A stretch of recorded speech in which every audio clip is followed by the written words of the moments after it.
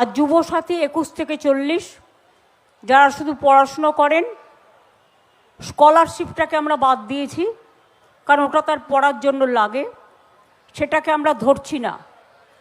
বাদবাকি অন্য কোনো স্কিম না পেয়ে থাকলে তারা সকলেই, আমরা বলেছিলাম 1 এপ্রিল থেকে টাকাটা তাদের অ্যাকাউন্টে যাবে। কিন্তু কালকে আন্তর্জাতিক মহিলা দিবস আছে, তার উপহার হিসেবে আমরা 1 এপ্রিলটা একটু চেঞ্জ করে আজ থেকেই তাদের অ্যাকাউন্টে টাকা যাবে। ইতিমধ্যে আপনারা যারা যুবসাথী ফর্ম জমা দিয়েছেন, আপনাদের অনেকের মোবাইলে কিন্তু এরকম একটা SMS আসতেছে। দেখো এখানে কি বলা হয়েছে, প্রিয় যুবসাথী, আপনাদের অঙ্গীকার অনুযায়ী বাংলায় যুবসাথী প্রকল্পে অন্তর্ভুক্ত হওয়ার আপনাকে স্বাগত। রাজ্য সরকার নিজস্ব তহবিল থেকে আর্থিক সহায়তা প্রথম মাসে 500 টাকা আপনার ব্যাঙ্ক অ্যাকাউন্টে জমা করা হলো।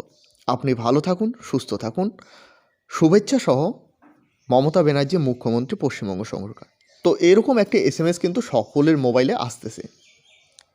তো এই SMSটি আসা মানে তার অ্যাকাউন্টে কিন্তু 2 থেকে 3 দিনের মধ্যে টাকা চলে আসবে। অনেকের মোবাইলে কিন্তু এরকম SMS আসতেছে। তো এখানে কি বলা হয়েছে, sorry payment of 1500 pay to your bank account নং। এখানে ব্যাঙ্ক অ্যাকাউন্ট নাম্বারটি দেওয়া রয়েছে, হ্যাজ ফেল্ড, অর্থাৎ আপনার ব্যাঙ্কে কিন্তু টাকা পাঠানো হয়েছে কিন্তু কোনো কারণবশত সেটা কিন্তু ফেল্ড হয়ে গেছে। Please connect the consigned office bank branch with update bank. তো আপনাকে কিন্তু এক্ষেত্রে এরকম SMS আসলে ব্যাংকের ব্রাঞ্চে গিয়ে সেখানে যোগাযোগ করতে হবে। অনেক ক্ষেত্রে দেখা যায় KYC সমস্যার কারণে কিন্তু এরকম ফেল্ড হয়ে আসে। অবশ্যই ব্যাংক ব্রাঞ্চে গিয়ে যোগাযোগ করবে।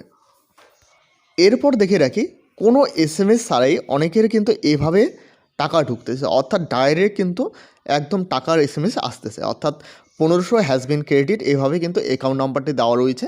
এভাবে কিন্তু ডাইরেক্ট অনেকের অ্যাকাউন্টে টাকা আসতেছে। অনেকের আবার এভাবে লেখা আসতেছে 1500 ক্রেডিট, এখানে ব্যাঙ্ক অ্যাকাউন্ট নাম্বার দেওয়া রয়েছে, এরপর যুবসাথী স্কিম বলে লেখা রয়েছে। তো এভাবেই কিন্তু অনেকের আসতেছে। অনেকের কিন্তু এখনও পর্যন্ত ব্যাংকে টাকা ক্রেডিট হয়নি। এক্ষেত্রে চিন্তার কোনো কারণ নেই। এখানে কিন্তু মোট 84 লক্ষ আবেদন করেছে, এর মধ্যে 65 লক্ষের বেশি অফলাইনে এবং প্রায় 19 লক্ষ আবেদন করেছে অনলাইনে। তো সেক্ষেত্রে এখানে কিন্তু একটু সময় লাগতে পারে। তো এখানে কিন্তু টোটাল এখানে বয়সসীমা দেওয়া রয়েছে 21 থেকে 40-এর মধ্যে, ন্যূনতম মাধ্যমিক পাস হলে এখানে কিন্তু আবেদন করতে পারবে।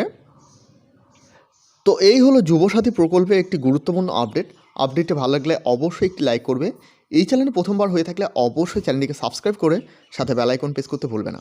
এবং এখনও পর্যন্ত আমাদের হোয়াটসঅ্যাপ গ্রুপ এবং টেলিগ্রাম চ্যানেলে জয়েন না হয়ে থাকলে অবশ্যই সকলে জয়েন হয়ে নেবেন, কারণ সেখানে সমস্ত আপডেট সর্বপ্রথমে দেওয়া হয়ে থাকে। ভিডিওটি শেষ পর্যন্ত দেখার জন্য অসংখ্য ধন্যবাদ।